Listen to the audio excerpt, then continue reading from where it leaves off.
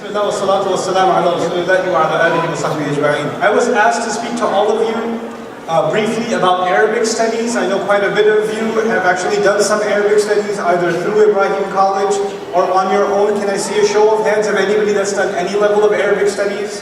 Brothers and sisters, so I know who I'm talking to. Okay, quite a few of you. Alhamdulillah. Okay, so I want to talk to you from 2 points of view. Just from the point of view of a teacher and also from the point of view of a student. And I'd like to start with what I think is a pretty funny story. Last year, I had the opportunity to teach a short Arabic program in Texas, in one of the smaller masajid in Texas. And most of my audience was non-Arabs, but there were a few Arab children, Egyptian children, Moroccan children, in the class also. And some of their parents were in the class as well. And these children, of course, at home, they speak Arabic, or what they think at least is Arabic. Right? It's some form of Arabic that they speak at home. And I was teaching Nahu and Sarf and the kinds of things that you learn traditionally when studying classical curricula. And towards the end of the program, one of the fathers of these young Egyptian boys came up to me and he started speaking to me in Ammiya, in the dialectical form of Arabic, which is basically the equivalent of Punjabi if you speak Urdu. Okay, so he's speaking to me basically in Punjabi Arabic. And I can tell the Arabic is in there somewhere. So I'm responding to him as best I can. So I respond to him in formal Arabic. So after about 2 or 3 back and forth, he goes, "Int bitafham Arabi?" Which actually in that form means, "Hal anta tafhamu al-Arabiyyata?" It's the foreign language translated into Arabic now. Do you understand Arabic? And that conversation, and I told him, أنا الذي يتحدث العربية أنت لا. I'm the one speaking Arabic. You're not speaking Arabic, right? And at the end of that short course, that same parent came to me. Very interesting. He came up to me and he said, "Assalamu alaikum wa rahmatullahi wa alaikum assalam wa rahmatullahi." And I'm bracing myself to get involved in the Punjabi Arabic again. But you know what he says? He says very slowly, he says, هذه أول مرة أتكلم بالفصحى. This is the first time I'm speaking in Fusha. I've been practicing for a while. I'm sharing this story with you for a reason. Muslims in the West, okay, I'll hold it closer. Any closer, I'll be chewing on it. So Muslims in the West, all of you, us Muslims in the United States, we have a unique opportunity to revive the language of Islam. We have a unique opportunity. The Arabic language is rapidly deteriorating in the Arab world, very, very quickly. And as a matter of fact, a huge number of the Arab community in the United States, the educated Arab community in the United States, one of its great failures is not being able to transmit the Arabic language to its next generation.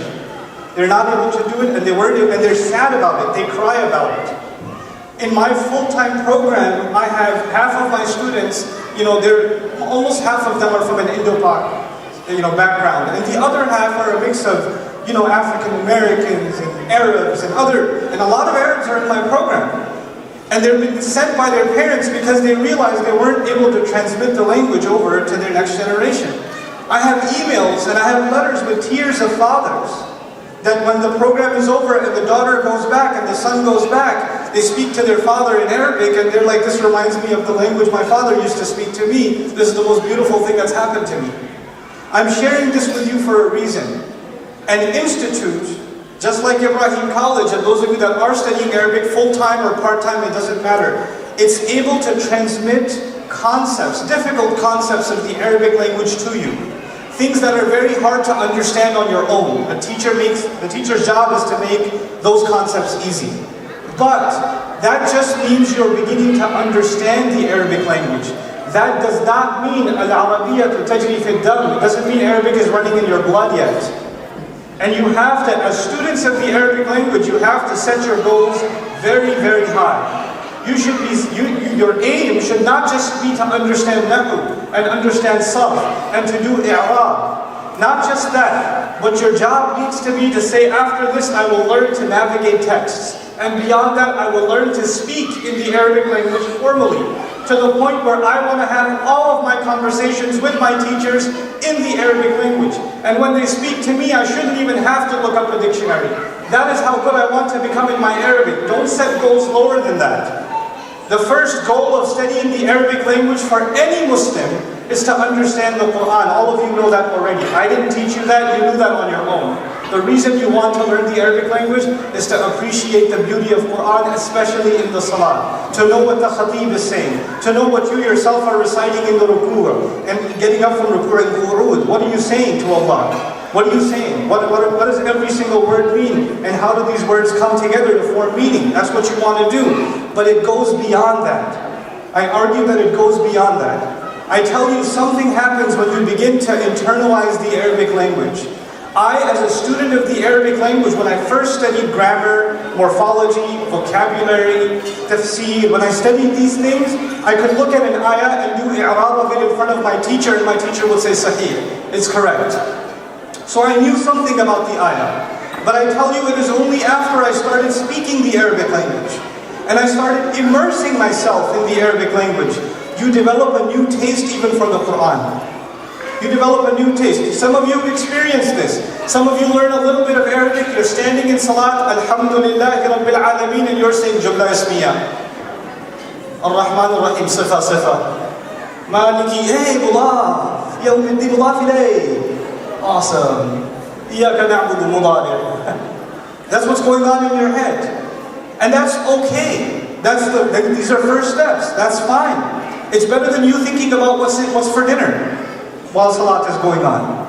But as your development continues, as your work continues, your taste for the Quran will change. Your taste for Arabic will change.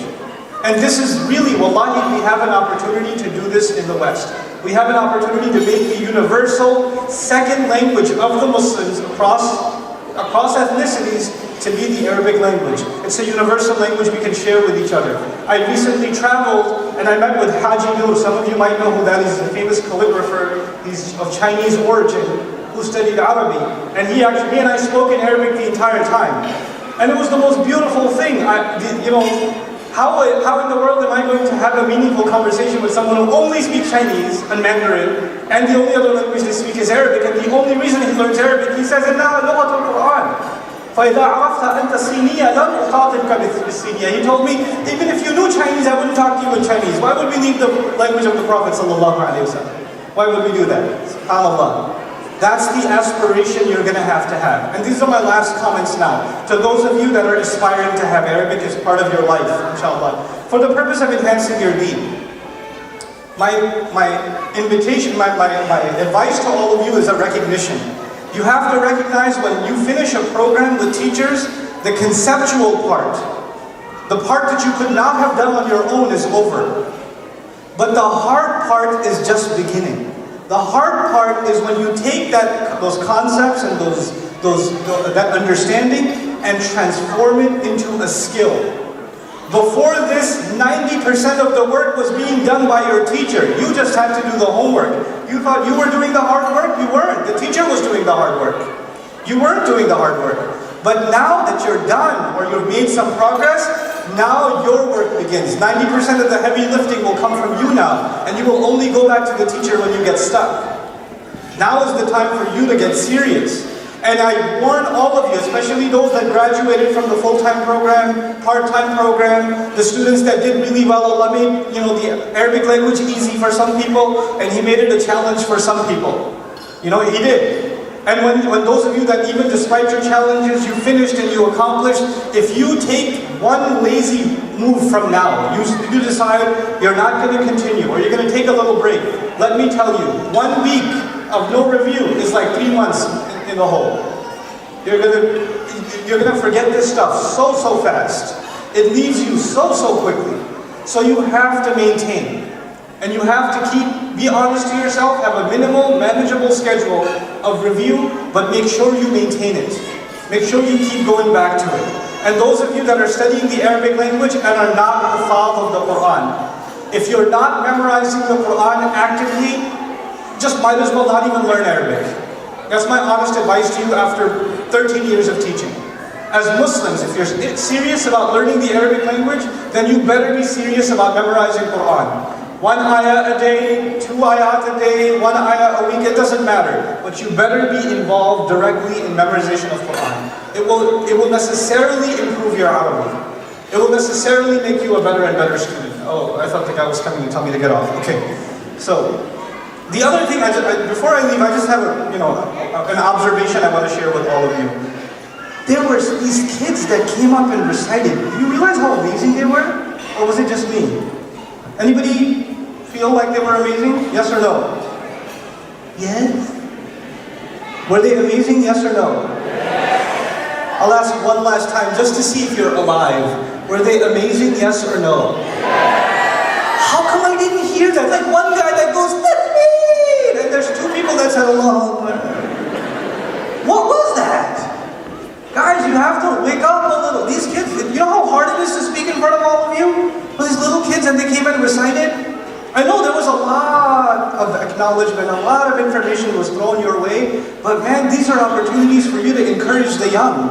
And you really have to go out of your way to encourage the young. You really, really have to do that. Those cute little girls came and sang the nasheed. One of them even lost her voice. She was so nervous.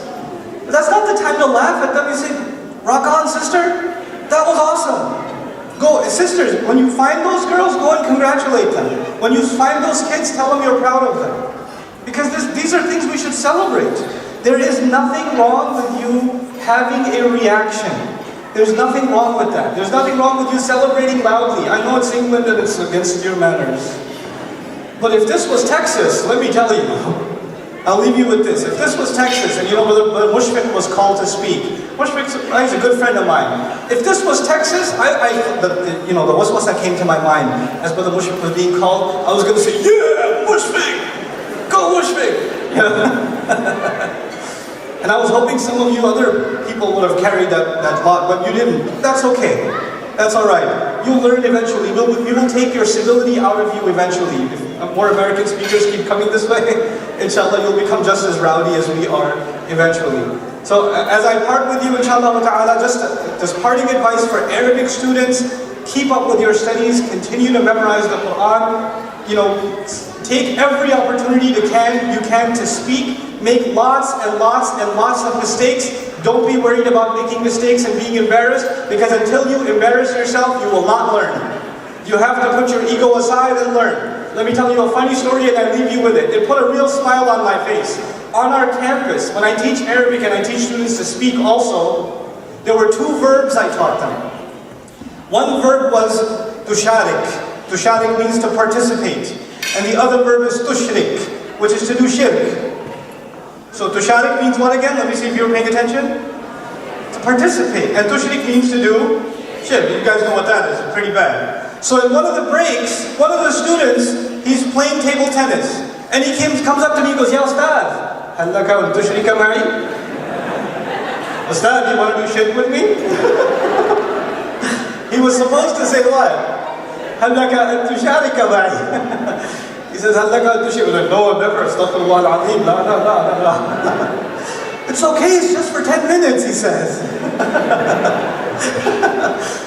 But that's okay. Mistakes will happen. And they'll be funny. And you'll put yourself in embarrassing situations. But you know what? After I laugh at him, and he cries after that, he'll never forget those 2 verbs. Those 2 verbs. He may forget all of the Arabic language. 2 verbs he knows for sure. Shirk wal musharaka. He knows those 2. Embarrass yourselves. Ask. Constantly ask. Put yourself in that position, and Allah Azza wa Jalla will open the doors to you. We say the student of knowledge should be humble, right? The most practical way to be humble is to constantly make mistakes, because mistakes put your pride down. It's too, you feel like if I answer this incorrectly, everybody's going to look at me. Everybody's going to think, I don't understand. So what? You're not there for anybody else. You're there for yourself. You're putting the time, the energy into learning something, then you better participate and be actively engaged. And now that some of you are on your own, and you're not with the institute, you've graduated already, now the onus is even more on you to be responsible with the amana that was given to you before it disappears, before it goes away. May Allah Azza wa Jalla put barakah in all of the learning that the institute has to offer, that Ibrahim College has to offer in all of its wings, alhamdulillah, through Khalil Foundation. I'm very, very happy at the work that's going on here. I make lots and lots of dua for it. Inshallah ta'ala, maybe next time if I have the opportunity to come, I'll see a livelier crowd, especially when the children are performing. Especially that, inshallah ta'ala, encourage the kids as best you can. Thank you so much for listening, and hopefully now we can have some dinner. And I want to present an award to all of you for sitting this long, inshallah. It's a virtual award, so just accept it. Barakallahu wa lakum. Assalamu alaikum wa rahmatullah.